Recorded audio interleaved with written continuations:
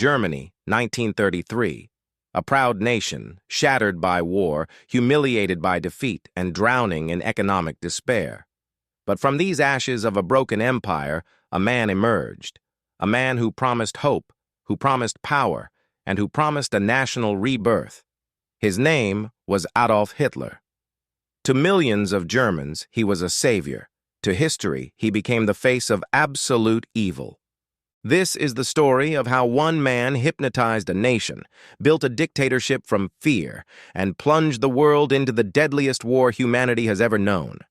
After World War I, Germany was a shadow of its former self. The Treaty of Versailles had crippled it, forcing the country to pay billions in reparations it simply didn't have. The economy collapsed.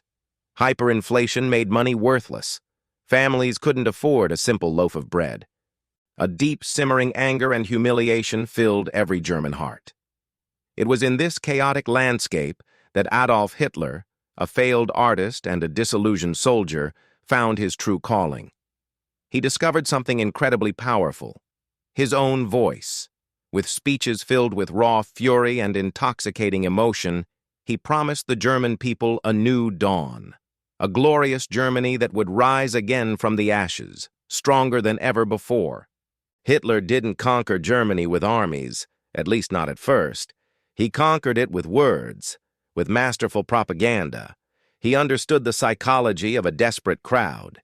He told them exactly what they wanted to hear, that their immense suffering wasn't their fault, that their problems were caused by enemies, Jews, communists, and the so-called traitors who had signed the treaty.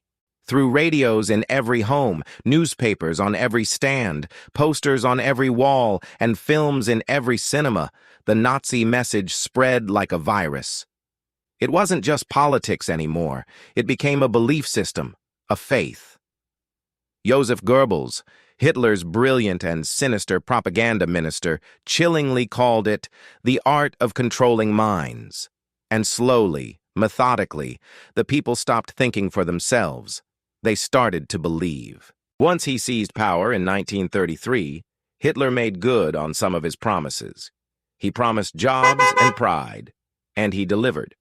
He launched massive public works projects, building the famous Autobahn highways, new factories, and, secretly, military industries.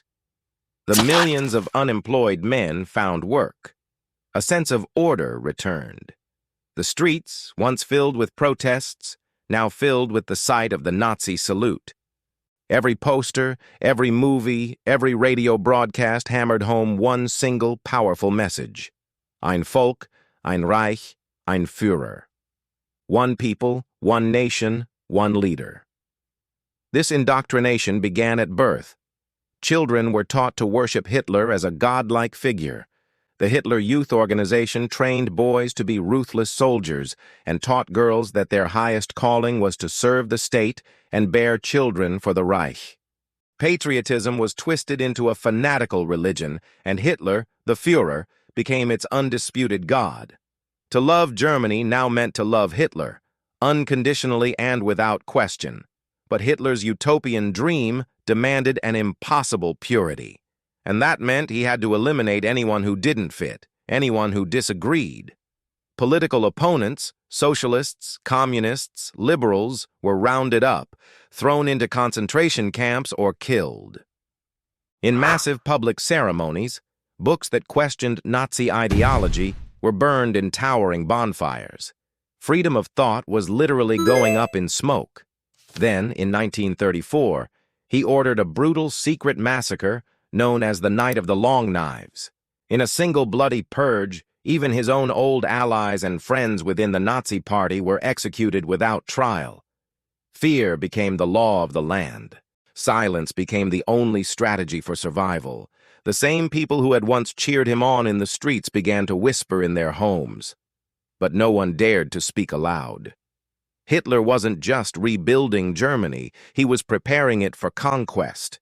He flagrantly violated the Treaty of Versailles by rearming the German army. Then he marched his troops into the Rhineland, a demilitarized zone. The world watched, and the world did nothing.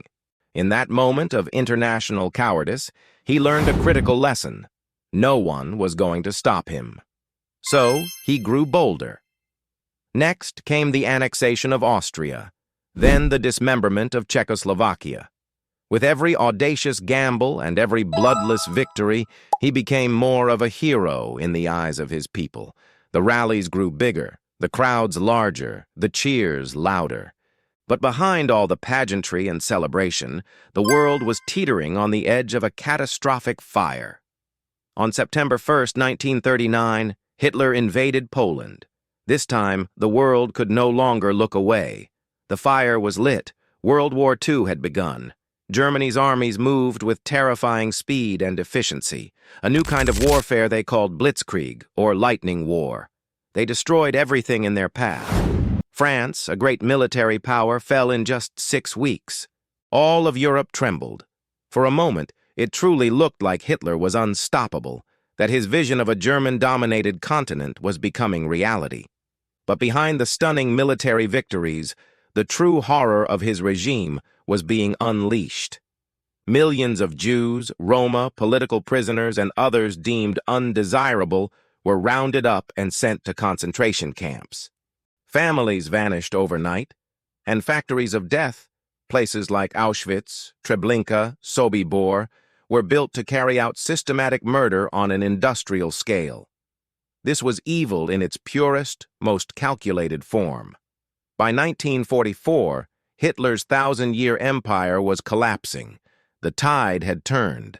The Allies, led by Britain and the United States, pushed from the west after the D-Day landings. The Soviet Red Army, having survived the brutal invasion, pushed relentlessly from the east. The hunter had become the hunted.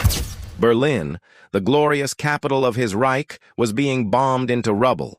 Deep in his underground bunker, the once great Führer, who had commanded the adoration of millions, sat trembling, a paranoid wreck surrounded by lies and the reality of his utter defeat. On April 30th, 1945, with Soviet soldiers just streets away, Adolf Hitler took his own life. The man who promised a Reich that would last 1,000 years had only lasted 12. Hitler's rise was not just the story of one man's madness. It's a far more terrifying story. It's the story of millions who chose obedience over truth, who chose silence over courage, and who chose hate over humanity. Even today, his dark shadow looms over history, reminding us of a chilling lesson.